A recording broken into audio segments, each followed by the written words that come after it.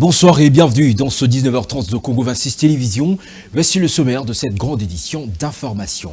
La République démocratique du Congo se projette à Washington. Le président Félix Tshisekedi prend part à une table ronde économique consacrée aux investissements avec l'ambition claire d'attirer davantage de capitaux pour soutenir le développement du pays. Sur le plan symbolique et diplomatique, la République démocratique du Congo se fait entendre déjeuner national de prière aux États-Unis. Aux côtés de Félix-Antoine Tshisekedi Tshilombo, les sénateurs Modeste Bacilukwebo portent lui aussi la voix du pays dans ce grand rendez-vous de foi chrétienne et d'influence. Et puis sur le front social et sécuritaire, un signal fort d'espoir à Uvira. Le gouverneur Jean-Jacques Purusi Sadiki facilite le retour des enseignants réfugiés, une étape clé vers la stabilisation et la relance du système éducatif dans la province du Sud Kivu.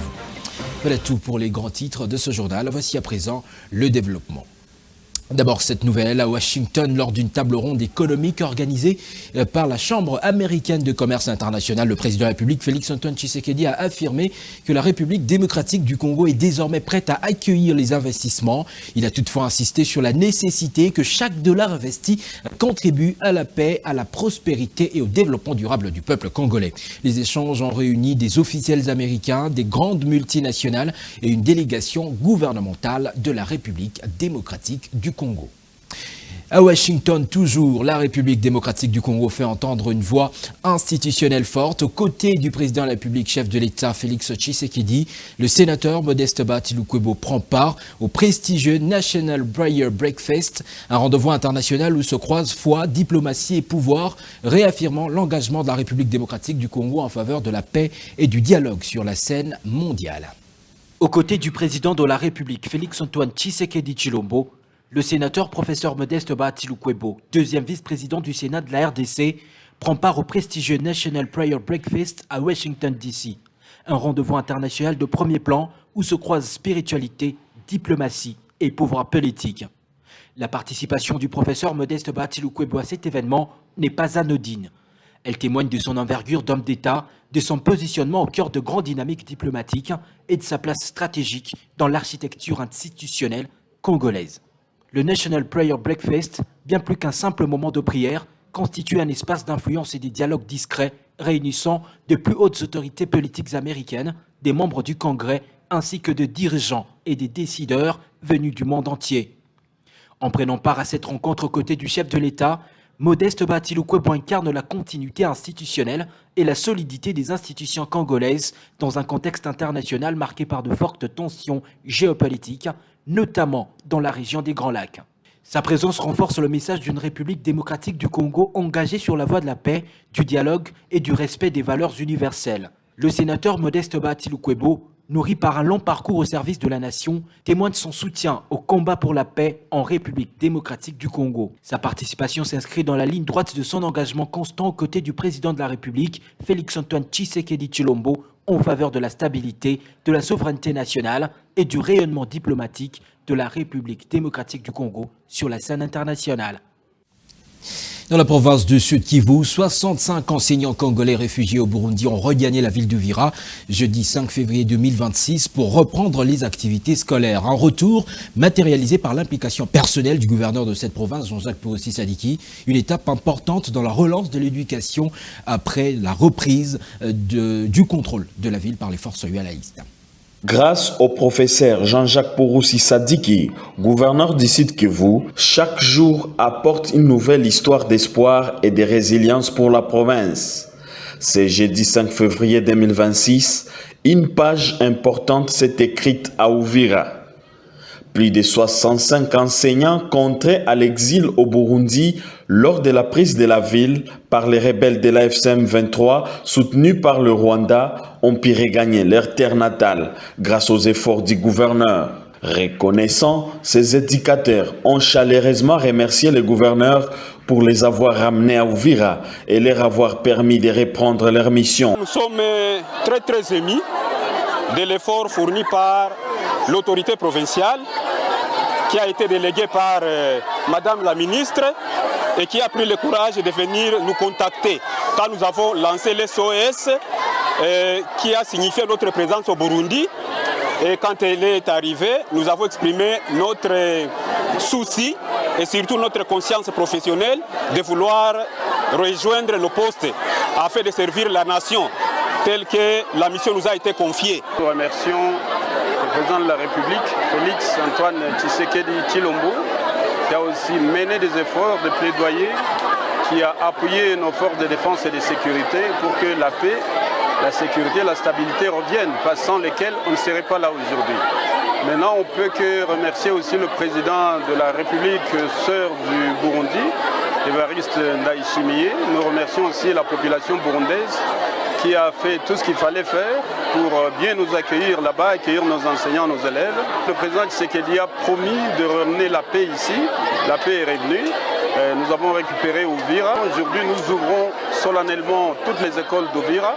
Les chefs de l'exécutif provincial s'est ensuite rendu à l'école primaire Kavimvira. Il y a rehaussé les morales des enseignants et exhorté les élèves à rester exemplaires, à cultiver l'amour de la patrie et à poursuivre leurs études avec courage. Partout où il est passé, à l'EP Kavimvira comme à l'Institut Action Koussaïdia, l'accueil fut chaleureux, marqué par des applaudissements et une joie immense. Avec les retours des enseignants et les messages de cohésion intercommunautaire portés par le gouverneur, c'est toute une communauté qui retrouve confiance et espérance. Et que des partis politiques dans ce journal, à l'Alliance de forces démocratiques du Congo, AFDC, les nouveaux cadres du parti entrés en fonction il y a un mois se sont rencontrés jeudi 5 février 2026 pour une séance de travail d'orientation impulsée par l'autorité morale de leur formation politique. Le professeur Modeste Bahati-Lukwebo, c'était au siège du parti de la OU à Kinshasa-Lingwala. Nos reporters étaient sur place.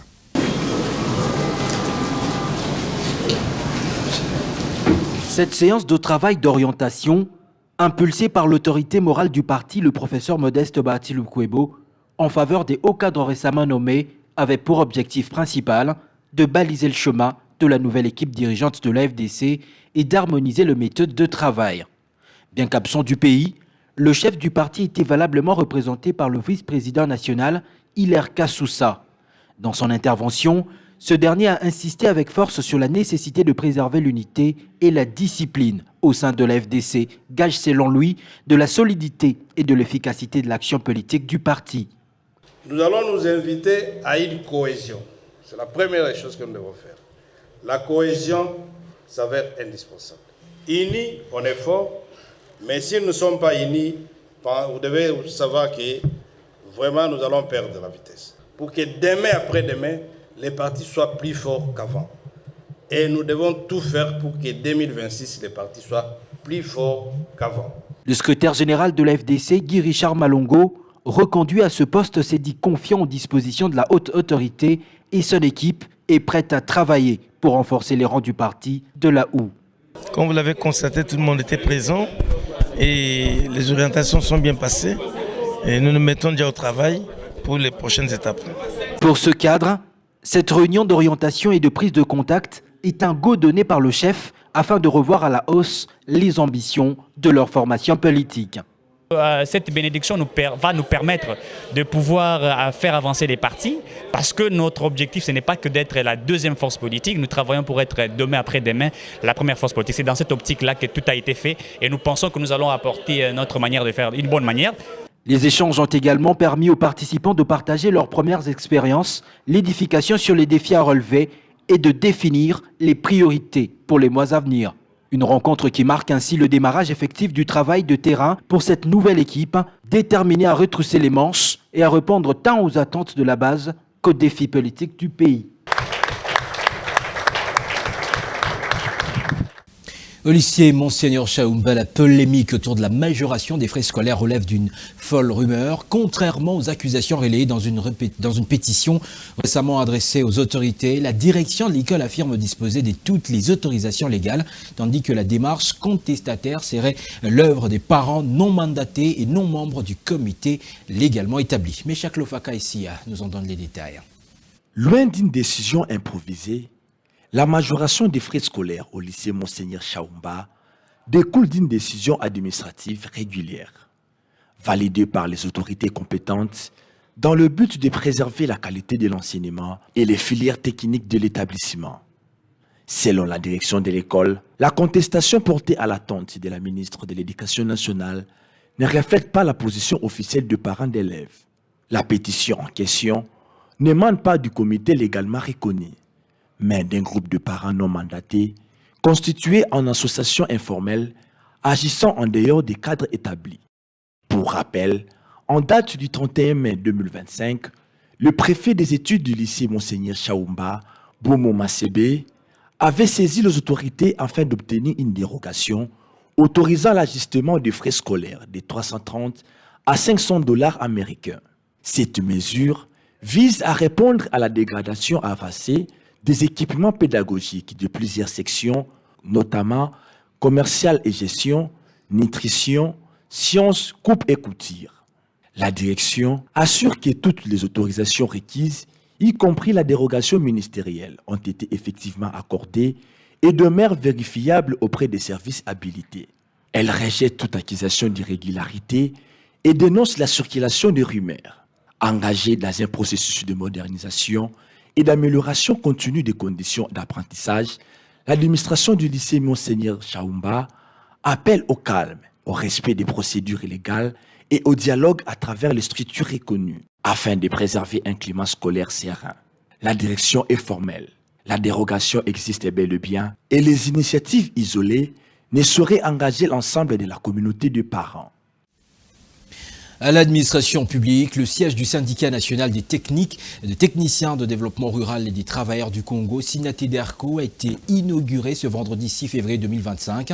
Situé dans la municipalité Bondalungwa, cette nouvelle adresse est désormais un lieu idéal pour les syndicats de l'administration publique pour application de leur politique axée principalement sur les revendications. Trésor Kanei Tambi Ikoma et Josephine Timoningi, témoins de l'événement.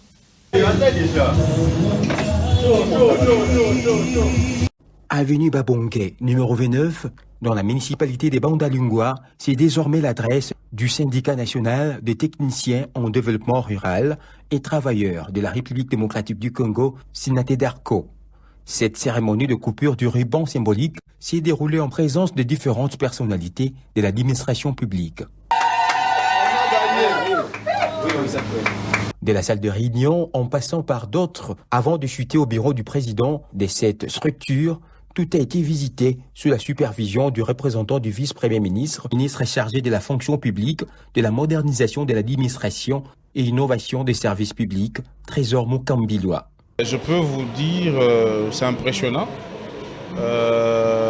parce que ici, je viens de voir que ce n'est pas un syndicat mal-aide, mais plutôt c'est un syndicat qui existe effectivement. J'ai beaucoup apprécié et je présente donc, comme je l'ai dit, au nom de son Excellence Monsieur le Vice-Premier ministre, ministre de la Fonction publique, toutes les félicitations.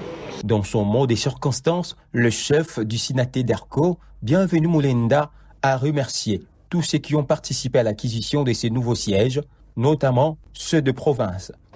Au vu aussi de tout le monde, nous avons inauguré ce jour notre siège qui maintenant, avec l'ensemble de tout ce que vous avez vu, nous aurons à travailler dans de meilleures conditions et pour nous préparer bien entendu aux échéances que nous attendons de pied ferme.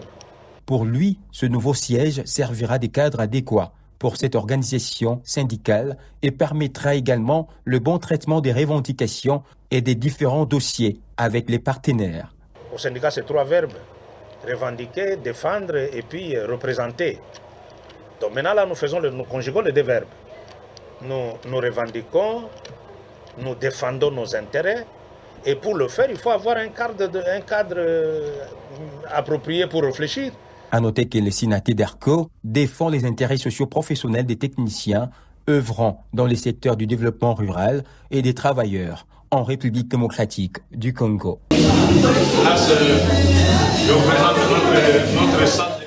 S'ils ont été reçus par le ministre des Finances, Doudou Fouamba, ils rencontrent par ailleurs un blocage chez le ministre du Budget, Adolphe Muzito. Il s'agit des conseillers municipaux sur l'ensemble du territoire national. Aucun accès chez le ministre du Budget pour les échanges liés à leur situation salariale. Ils projettent un sit-in dans les prochains jours, cette fois-ci devant le cabinet du ministre du Budget. Suivez le coordonnateur de leur organisation. Il a été joint au téléphone par Trésor Kanei Tambi Ikoma. Sollicitons respectueusement son Excellence, Monsieur le ministre du Budget, afin de procéder à l'engagement des conseillers communaux dans le budget de l'exercice 2026. Nous sommes déjà au mois de février et à ce jour, aucun bon d'engagement relatif au premier trimestre ne nous a été notifié. Par ailleurs, malgré plusieurs demandes d'audience introduites auprès du cabinet du ministre du Budget, nous n'avons toujours pas pu obtenir une rencontre. Les collaborateurs de son Excellence, Monsieur le ministre du Budget, Adolphe Mouzutu, continuent toujours de faire obstacle à toute possibilité d'échange, notamment sur la question des arriérés de l'année 2025 pour les conseillers communaux de la RDC. Face à cette situation persistante et au manque de réponses concrètes, l'Union des conseillers communaux de la République démocratique du Congo se voit contrainte d'envisager l'organisation d'un sit-in devant le cabinet du ministre du Budget avant la fin du mois de février, afin de faire attendre ces revendications légitimes. L'Afrique demeure très riche en diversité culturelle exceptionnelle. En République démocratique du Congo, cette richesse s'exprime à travers de nombreuses communautés, dont les Bomongo, le porte-voix des peuples pygmées, reconnus pour leur tradition orale et musicale. Dans ce reportage, Moinbar nous plonge dans les méandres de la chanson et de la danse des pygmées à travers le groupe Bomongo. Regardez. À travers ce groupe musical traditionnel de Bomongo, originaire de la commune rurale de Nyoki, dans la province de Mai-Ndombe, c'est l'expression d'une diversité culturelle de la République démocratique du Congo. Bomongo s'est donné comme mission de traduire les réalités de la vie quotidienne, les émotions, les luttes, l'espoir du peuple pygmée par des chants, afin de plaider son propre sort dans une société où ses premiers habitants du Congo sont devenus marginalisés, comme le témoigne un membre de Bomongo. Biso tozali peuple apeya. Tozali mwana ya nsomi. Mais mokili mawa ozueza na biso te. Banda Belge partout na monde. Tozali laisser passer. Mais bato ba tiola biso po tozana bato mayele te. Tozana bato batanga te. Yango nde tokomi kotungisa. Tozali génération par génération, ba mamo bakei, bana pe to botami, to kolanda lisusu bongo ta il faut changer mouvement. Pour continuer la lutte contre les réalités que connaît le peuple pygmée, certaines personnes de bonne volonté se joignent au combat, laissant entendre cette femme défenseur de la cause des femmes pygmées. Nous travaillons avec les peuples autochtones dans la province de Mai-Ndombe et ce sont les peuples qui sont marginalisés jusqu'à aujourd'hui où règne la discrimination. De travailler pour promouvoir la culture des peuples autochtones, c'est une façon de remonter aussi le peuple autochtone, de s'attendre leur voix en chantant, en faisant des trucs traditionnels purement naturels. Et c'est une sens de promouvoir aussi les peuples autochtones pour qu'ils arrivent aussi comme d'autres danses traditionnelles qui chantent, qui dansent ici en RDC. À noter que c'est grâce au groupe traditionnel Bomongo que la voix du peuple pygmée est portée jusqu'aux extrémités de la terre. Fin de ce journal, je vous rappelle ces grandes lignes. La République démocratique du Congo se projette à Washington. Le président Félix-Antoine Tshisekedi Tshilombo prend part à une table ronde économique consacrée aux investissements avec l'ambition claire d'attirer davantage de capitaux pour soutenir le développement du pays. Sur le plan symbolique et diplomatique, la République démocratique du Congo fait entendre au déjeuner national des prières aux États-Unis sa voix. Aux côtés de Félix Tshisekedi, le sénateur Bahati Lukwebo porte lui aussi la voix du pays dans ce grand rendez-vous de foi chrétienne et d'influence. Et puis, sur le front social et sécuritaire, un signal fort d'espoir à Ouvira. Le gouverneur Jean-Jacques Poroussi Sadiki facilite le retour des enseignants réfugiés, une étape clé vers la stabilisation et la relance du système éducatif dans la province du Sud-Kivu. Mesdames, Messieurs, merci d'avoir suivi ce journal. Un grand merci aux équipes techniques et des rédactions d'y avoir travaillé sans relâche. Je vous demanderai de nous retrouver ce lundi sur les antennes de Congo 26 Télévision, la chaîne de l'unité nationale. Dans notre temps, messieurs, dames, passez un bon week-end.